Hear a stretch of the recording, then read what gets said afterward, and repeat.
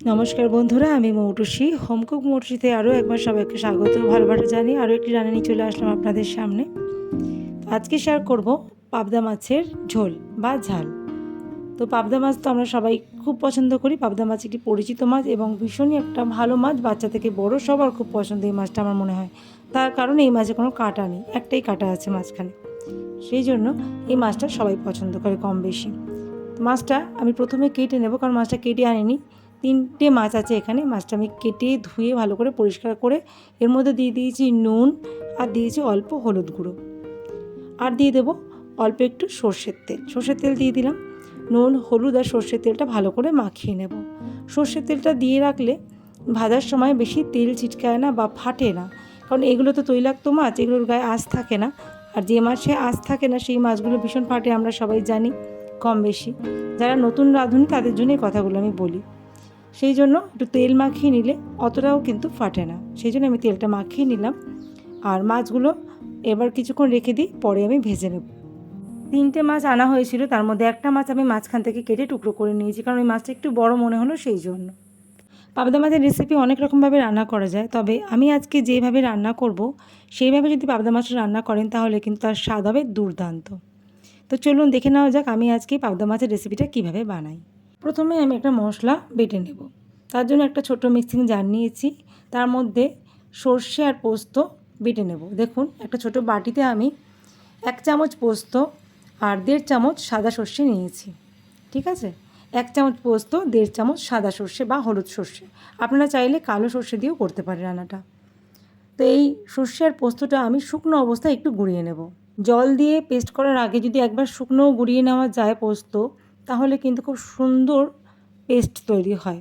সেই জন্য আমি শুকনো গুঁড়িয়ে নিচ্ছি। তো দেখুন, এখানে আমি শুকনো গুঁড়িয়ে নিয়েছি। এরপর আমি এর মধ্যে একটু জল দেব, আর দিয়ে দিলাম 4 থেকে 5টা কাঁচা লঙ্কা। আর 2টো কাঁচা লঙ্কা রেখে দিয়েছি, পরে ব্যবহার করব। এখানে একটা মাঝারি সাইজের টমেটো কুচিয়ে নিয়েছি, একটা পেঁয়াজ কুচিয়ে নিয়েছি। দেখুন, এইটুকুনি একটা আদা দিচ্ছে, একেবারে হাফ ইঞ্চি থেকেও কম, একেবারে ছোট্ট একটা আদাটুকু নিয়েছি, দেখেই বুঝতে পারছেন 3টে মাছের জন্য এই আদাটুকু যথেষ্ট। আর নিয়েছি দেখুন 4 থেকে 5টা রসুন কোয়া, ছোটো বড়ো মিলিয়ে এখানে 6 কোয়া রসুন নিয়েছি আমি। রসুনটা কিন্তু দিতেই হবে। তো রসুনটাও আমি সর্ষের সাথে বেটে নেব, সর্ষে পোস্তর সাথে বেটে নেব অল্প জল দিয়ে। ঠিক আছে, তো আমি এটা বেটে নিচ্ছি। আর এদিকে কড়াই বসিয়ে দিয়েছি, কড়াইটা গরম হয়ে গেছে। কড়াইয়ের মধ্যে দিয়ে দেবো সর্ষের তেল। অবশ্যই করে সর্ষের তেলে রান্নাটা করবেন, তাতে কিন্তু স্বাদটা বেশি ভালো হবে। তেলটা ভালো করে গরম করে নেব। তেলটা গরম হয়েছে নাকি দেখছি, কারণ এই মাছগুলো উল্টাতে গেলে অনেক সময় ভেঙে যেতে পারে, ভীষণ নরম প্রকৃতির মাছ, তো সেই জন্য তেলটাকে ভালো করে গরম করে নিতে হবে। তেলের মধ্যে দিয়ে দিলাম সামান্য লবণ। লবণ দিয়ে আমি এক এক করে মাছগুলো ছেড়ে দিচ্ছি। আর এই মাছ ভীষণ ফাটে, যদিও আমি তেল মাখিয়ে নিয়েছিলাম, তাও যদি ছিটে আসে, সেই জন্য সাবধানতা অবলম্বন করার জন্য আমি একটা ঢাকা চাপা দিয়ে মাছগুলো ভেজে নিচ্ছি। কীভাবে দিলাম দেখলেন, একটু একটু করে দিয়ে আমি একটু করে ঢাকা দিয়ে দিয়েছি, যাতে মুখে একটু তেল ছিটে না আসে। 1.5 থেকে 2 মিনিট পর আমি হালকা হাতে উল্টে দিলাম মাছগুলোকে। আর লো টু মিডিয়াম ফ্লেমে কিন্তু মাছগুলো ভেজেছি। আর খুব বেশি কড়া করে মাছ ভাজিনি আমি, একটু হালকা মিডিয়াম করে মাছগুলো ভেজে নিয়েছি। তো দেখুন, মাছগুলো ভাজা হয়ে গেছে। এবারে মাছগুলো আমি খুব সাবধানে তুলে নেব। এই মাছগুলো ভাজতে একেবারে সময় লাগে না, রান্না করতেও সময় লাগে না, ভীষণ নরম প্রকৃতির মাছ যেহেতু। আর এই মাছে নুনটাও একটু কম দিতে হয়, কারণ এই মাছের মধ্যে একটু নুন নুন ভাব থাকে, সেই জন্য নুনটা মাখানোর সময় একটু বুঝে শুনে মাখাতে হয়। তো মাছগুলো এইভাবে ভেজে নিয়েছি, দেখুন খুব বেশি কড়া করে ভাজিনি।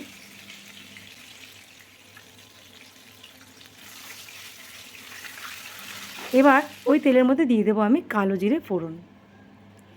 মাছ ভাজার পরে যে তেলটা পড়ে আছে তার মধ্যেই রান্নাটা করে নেব।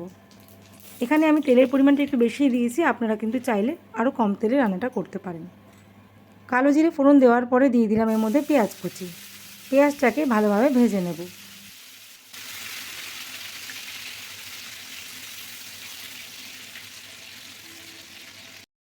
এদিকে দেখুন, মাছগুলো ঠিক আমি এইভাবে ভেজে নিয়েছি, দেখেই বুঝতে পারছেন বেশি কড়া করে ভাজিনি, আবার একেবারে অল্প করেও ভাজিনি। এই সময় দিয়ে দেবো আমি পেঁয়াজের মধ্যে টমেটো কুচি। টমেটো কুচিটাও পেঁয়াজের সাথে একটু ভেজে নেব। মিডিয়াম টু হাই ফ্লেমে সব কিছু ভেজে নেব।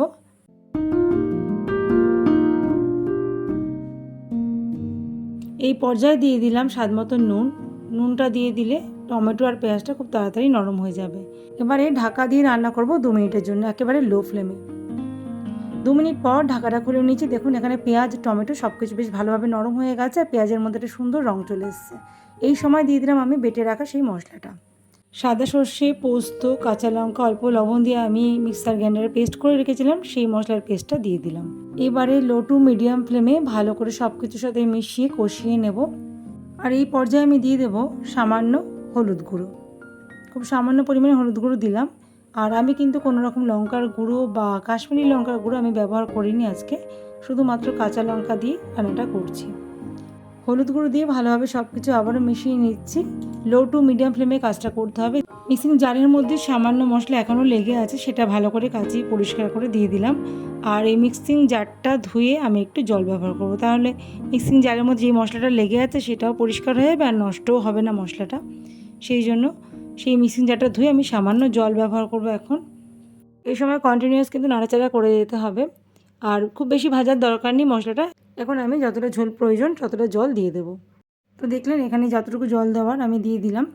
আর এটা একটু মাখা মাখা হলে খেতে বেশি ভালো লাগে। এবার ঢাকা দিয়ে দেবো। ঢাকা দিয়ে আমি 2 মিনিট রান্নাটা করে নিয়েছি লো টু মিডিয়াম ফ্লেমে। তো ঢাকাটা খুলে নিয়েছি। এবার দেখুন ঝোলটা ভালোভাবে ফুটে গেছে। এই পর্যায়ে দিয়ে দেবো আমি ভেজে রাখা পাবদা মাছগুলো। মাছটা দিয়ে আরও 2-3 মিনিট ফুটিয়ে নেব আমি। মাছগুলো দেওয়ার পর হালকা হাতে একটু উল্টে পাল্টে দেবো, যাতে মাছের মধ্যে দুদিকেই ভালোভাবে মশলার স্বাদটা প্রবেশ করে। তো দেখুন সুন্দর করে মাছটা কিন্তু উল্টে দিয়েছি। এখানে আমি আরও একটু জল দেব, খুব সামান্য। তো এই প্লেটে করে অল্প একটু জল দিলাম, কারণ মাছটা একটু ফুটবে ঝোলের মধ্যে, 2 থেকে আড়াই মিনিট মতো ফোটাবো। এই সময় দিয়ে দিলাম 2টো চেরা কাঁচা লঙ্কা। এবারে ভালো করে ফুটিয়ে নেব। 2 থেকে আড়াই মিনিট ফুটিয়ে আমি গ্যাসটাকে অফ করে দেব। তো দেখুন এখানে কিন্তু পাবদা মাছের ঝাল বা ঝোল যাই বলেন সেটা কিন্তু রেডি একদম। পাবদা মাছের পাতলা ঝোলও করিনি, আবার ঝালও করিনি, একটু মাখা মাখা রেখেছি, অল্প অল্প ঝোল রেখেছি। তো মাছের ঝোলটা এখন আমি অন্য একটা পাত্রে ট্রান্সফার করে দেবো। তো কেমন দেখতে হয়েছে বলুন। খেতে কিন্তু দুর্ধর্ষ ভালো হয়েছিল, খুব ভালো হয়েছিল। এইভাবে যদি না বানিয়ে থাকেন একবার প্লিজ ট্রাই করবেন। আমি ঠিক যেভাবে বানালাম ঠিক সেইভাবে। রসুনটা কিন্তু দেবেনি, অন্য কিছু স্কিপ করলেও রসুনটা কিন্তু দিতেই হবে এই রান্নায়। তো এখানেই পাবদা মাছের ঝাল বা ঝোল একদম রেডি বন্ধুরা। গরম গরম ভাতের সাথে আমি পরিবেশন করব আজকের রান্নাটা।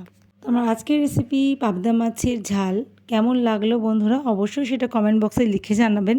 ভিডিওটা ভালো লাগলে একটা লাইক দিয়ে যাবেন, আর শেয়ার করে দেবেন আত্মীয় স্বজন বন্ধুবান্ধবদের সাথে।